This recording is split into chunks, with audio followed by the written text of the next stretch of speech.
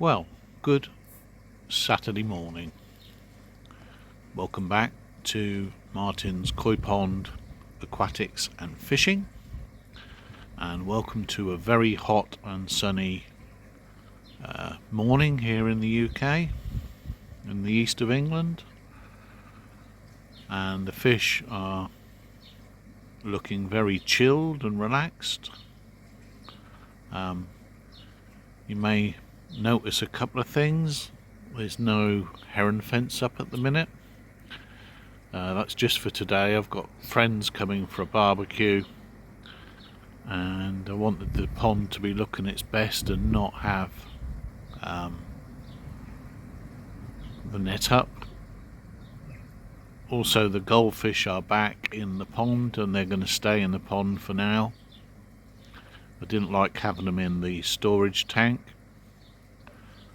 and they help pick up all the scraps of food that the koi eject when they're feeding.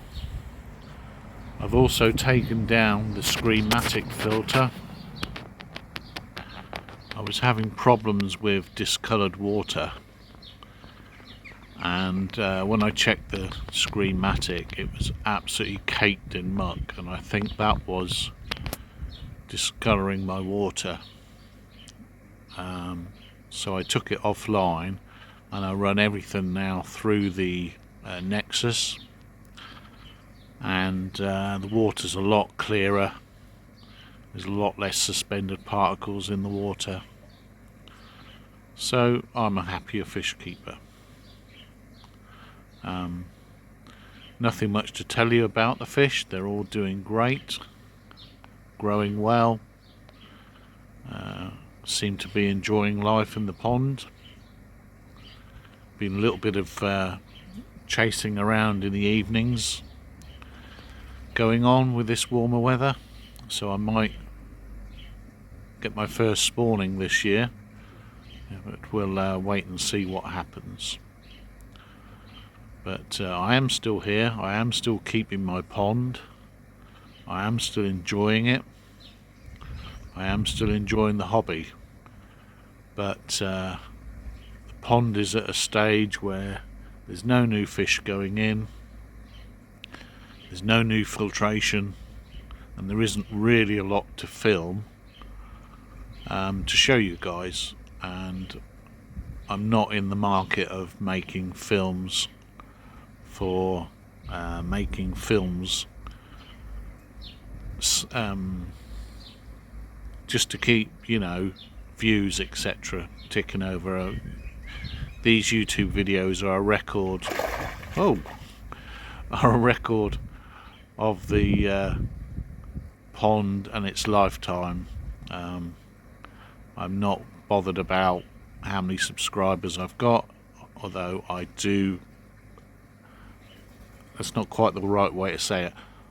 I'm very grateful for all the subscribers I've got, but my videos are not all about getting loads of subscribers, if that makes sense. So the last couple of weeks I've watched a couple of Stubbs Aquatics videos, and he's mentioned to me in the comments that he'd missed me putting a video out, so I thought I'd do a short video, an update on what's going on in the pond and the tanks. So that's the pond. Let's go and have a look at the tanks. Right, here we are at the main 6-foot tank, looking particularly clear and crystal at the minute, because it has literally just had a 200 litre or 25% water change. So the water is looking fabulous. It looks really good on the video. Actually, it looks better on the video than it does to the naked eye. So there's no new fish gone in here. There's 10 reasonably large size fancy goldfish. They're mostly around the 5-inch mark. They are growing pretty quickly. I'm feeding them twice a day, with one being a high protein growth food and the other being a colour food. So yeah, they are growing really well. I mean, the two Tamasamba were the last additions, and they are lovely. I absolutely adore them. I mean, I'm a real fan of Ryukin, but every time I've tried a Ryukin, I've had them get severe buoyancy issues.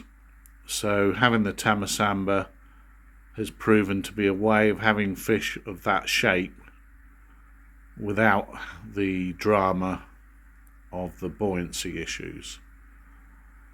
So if you don't know, the Tamasamba are these two guys. They are single-tailed fancy goldfish bred in Japan, mainly for ponds, but you can keep them in aquariums. So that's the big tank. Like I say, it's looking pretty spectacular on video, so I hope you enjoy seeing that. Let's go and have a look at the smaller tank. Right, here's the what I call my grow on tank. We're in the sun lounge, so you have a lot of trouble with reflections in here. So in here we've got two grow on Ranchu and two new edition Aranda, plus some Hoplosternum catfish. I'm not running a heater on this tank, and it's currently running at about 22 degrees, so plenty warm enough for the Hoplosternum. I do need to, there's four, you can probably see all four now. I do need to rehome them. I'm hoping when they get a little bit bigger, my daughter will have them for her Oscar tank. But at the minute, the Oscars might eat them, so I didn't give them to her. So these are the two latest additions to my fish collection. I wanted a couple of nice Aranda without breaking the budget, so I went for smallish ones. These fish are about 3 inch.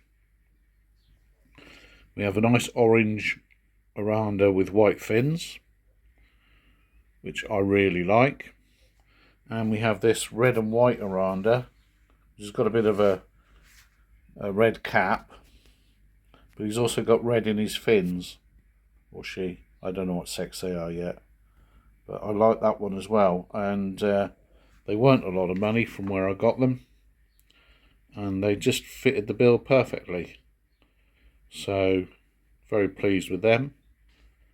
And this tank's also just had a water change. I do bigger water changes on this one as it's a grow on tank, so I changed probably about 60% of the water. It's a 190 litre tank, so I probably changed in the region of 120, 130 litres. And it's really running nicely, this tank. Again, these fish get 2 feeds a day. I'm not overdoing it, and they get a high growth food in the morning, same as the other guys, and a colour enhancing food in the afternoon. I did try power feeding goldfish, but all that leads to is a messy tank. I've found I get much better growth by just feeding twice a day, and the old adage of all they'll eat in about 2 or 3 minutes. I wonder, this is just my thoughts, but I wonder if you overfeed, sometimes the food, because they're constantly feeding, just shunts through their body quick. Because remember, carp-related species don't have a stomach, they just have a long extended gut. So that's an update on all my fish. Hope you enjoyed this short video, and I will catch you in the next one.